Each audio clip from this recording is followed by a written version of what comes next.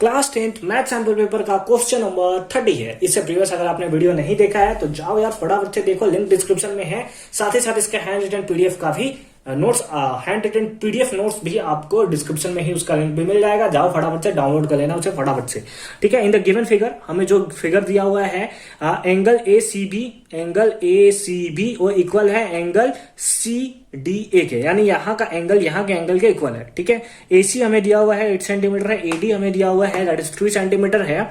तो हमसे क्या पूछा है, बीडी इज, तो हमें बताना है कि बीडी का वैल्यू क्या होगा।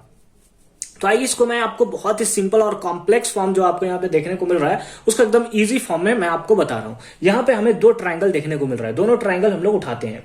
एक ट्रायंगल आपको इस टाइप से देखने को मिल रहा है, मैं छोटू सा बना रहा हूं लेकिन आप समझ जाओगे कि बड़ा सा ट्रायंगल है। एक आपका है ए सी और बी, है ना, ए सी बी, और एक है सी डी ए, उसको भी बनाते हैं थोड़ा लेट में, ठीक है। यहाँ का एंगल आपको देखने को मिल रहा है एंगल सी, इधर का कितना है दैट इज 8 सेंटीमीटर आपको देखने को मिल रहा है, ठीक है। एक बड़ा सा ट्रायंगल मैंने अभी बस उठाया है और इसी से एक और ट्रायंगल मिलकर बना हुआ है that is C D A. बस इसको उठा करके मैं अगर ऐसे रख दूं, इसको उठा करके मैं ऐसे रख दूं, मतलब नहीं समझ में आया सर। इसको अगर उठाकर इसको अपोजिट में कर दूं तो आपको ऐसे देखने को मिलेगा, डी यहां आ जाएगा, ए यहां आ जाएगा, सी यहां आ जाएगा। इसको पकड़ के बस मैंने इसको ऐसे रख दिया है, तो ए और सी इधर ही रह गया और डी जो यहां पे था इसको उठाकर मैंने इधर रख दिया, तो डी हमारा इधर आ गया और यहां का एंगल हमसे बोलता है कि इक्वल है। इसी को अगर मैं सीधा कर दूं, ऐसे सीधा कर दूं तो हमें एंगल कैसा देखने को मिलेगा, ऐसे देखने को मिलेगा ई, ठीक है। ये एंगल हमारा डी होगा, ये एंगल हमारा ए होगा, ये एंगल हमारा सी होगा, ठीक है। इस टाइप से होगा। कोई इशू है बताइए। तो यहां पे हमने क्या किया, इस एंगल को सबसे पहले ऐसे पलटा और फिर इस एंगल को हमने ऐसे सीधा कर दिया इस फॉर्म में। इसको मिटा दूं, बिल्कुल। अब हम लोग चलेंगे इन ट्रायंगल। जब भी ट्रायंगल वाला क्वेश्चन है अगर उसको आपको सिमिलर प्रूव कर लिया तो आधा क्वेश्चन आपका कंप्लीट हो गया। तो इन ट्रायंगल किसमें, A C D, in triangle A C B, है ना। ट्रायंगल का फोटो नहीं बनाया तो समझ लेना। And triangle A D C, ठीक है। यही दोनों ट्रायंगल था ना, सी डी ए डी सी, वही बात हुआ, ठीक है।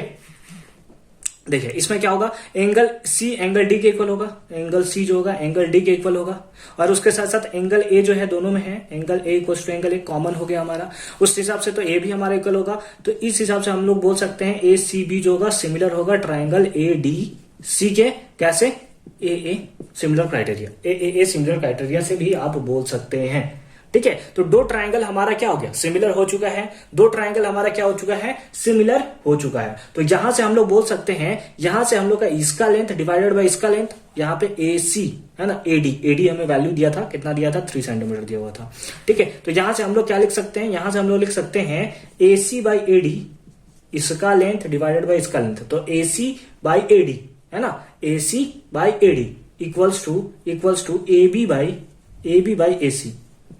ए सी, मतलब क्या हुआ sir, A B by A C, ठीक है। इसका लेंथ डिवाइड बाय इसका लेंथ इक्वल्स टू इसका लेंथ डिवाइडेड बाय इसका length, that is A B divided by आपका क्या हो गया, दैट इज ए सी, है ना। कोई इशू है, सॉरी ए बी, समझ गए ना भाई, समझ गए ना, ठीक है। अच्छी बात है। अब वैल्यू पुट कर लीजिए, अब आप फटाफट से पुट कर लीजिए, क्योंकि यही ए बी का अगर वैल्यू आपको पता चल जाएगा तो बीडी का भी वैल्यू आपको पता चल जाएगा, क्योंकि जो वैल्यू आएगा उसमें 3 माइनस कर लीजिए, बीडी आपको वैल्यू मिल जाएगा, ठीक है। तो चलिए क्या होगा, एसी का वैल्यू कितना है, एसी 8 है, डिवाइड बाय एडी का वैल्यू दिया हुआ है क्या, बिल्कुल दिया हुआ है 3, इक्वल्स टू ए बी का वैल्यू हमें फाइंड आउट करना है, डिवाइडेड बाय एसी का वैल्यू अगेन 8। तो अगर हम लोग इसको मिटा दें, अब तो समझ गए ना, अब तो फिगर समझ गए ना, अब तो सारा का सारा इसका काम हो गया है, इसका काम सारा का सारा कंप्लीट हो चुका है। आप स्क्रीनशॉट फटाफट से ले लोगे या फिर कॉपी में नोट आउट कर लोगे। तो ए बी इक्वल टू 8 जा 64 डिवाइडेड बाई 3। एक किसका लेंथ आया है, ए लेंथ आया हमारा ए बी का, लेकिन हमें ए बी का नहीं चाहिए, हमें तो चाहिए बीडी का, तो लिखेंगे नाउ।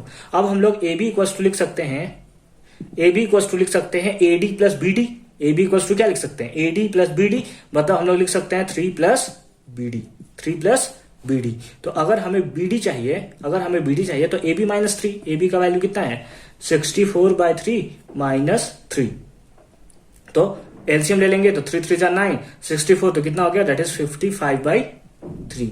एक इसका वैल्यू हो गया, दैट इज BD का वैल्यू हमें देखने को मिल रहा है 55/3। Option number C is the right answer.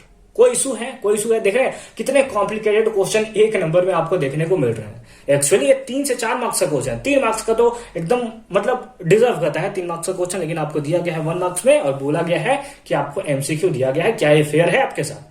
मुझे तो नहीं लगता। आपको क्या लगता है? आप अपना क्या बोलते हैं, अपना रिव्यू आप हमें कमेंट सेक्शन में जरूर बताएंगे। ठीक है, तो मिलते हैं नेक्स्ट वीडियो में। हमारा काम है बनाना, हम तो बना ही रहे हैं। मिलते हैं नेक्स्ट वीडियो में, दैट इज क्वेश्चन नंबर 31 में। तब तक अच्छे से पढ़ाई करते रहिए। All the very best.